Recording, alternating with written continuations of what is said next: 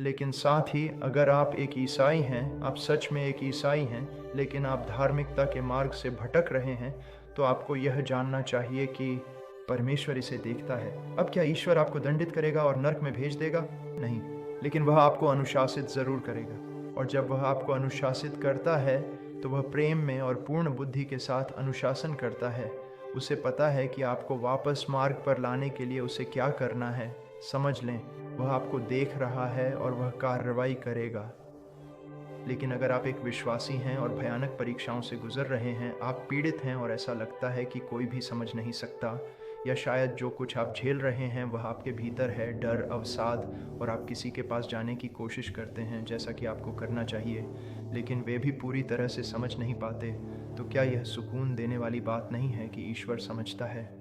और रोमियो की पुस्तक के अनुसार जब हम यह भी नहीं जानते कि हमें कैसे प्रार्थना करनी चाहिए, तो हमारे भीतर वास करने वाली पवित्र आत्मा ने हमें एक प्रकाश की तरह खोजा है, हमें जानता है और हमारे लिए मध्यस्थता करने में सक्षम है।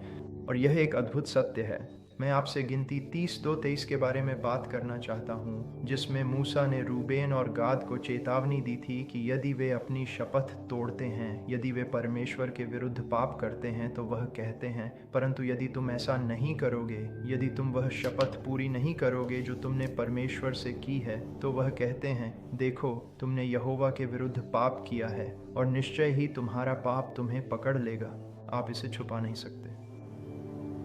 और फिर यदि आप एक मसीही हैं और आप किसी विशेष पाप से जूझ रहे हैं और आपको पता है कि परमेश्वर इसे जानता है, तो मेरा सवाल है, आप अपने पाप को स्वीकार क्यों नहीं करते? आप इसे छोड़कर पश्चाताप क्यों नहीं कर लेते? क्योंकि वह विश्वास योग्य और न्यायी है कि वह हमारे पापों को क्षमा करे और हमें सारी अधर्मता से शुद्ध करे। आप जानते हैं, कई बार मसीही ये जानते हुए कि परमेश्वर सब कुछ जानता है, वे पाप करते हैं और जितना दूर परमेश्वर से भाग सकते हैं, भागते हैं और अंधेरे में छुप कर रोते हैं।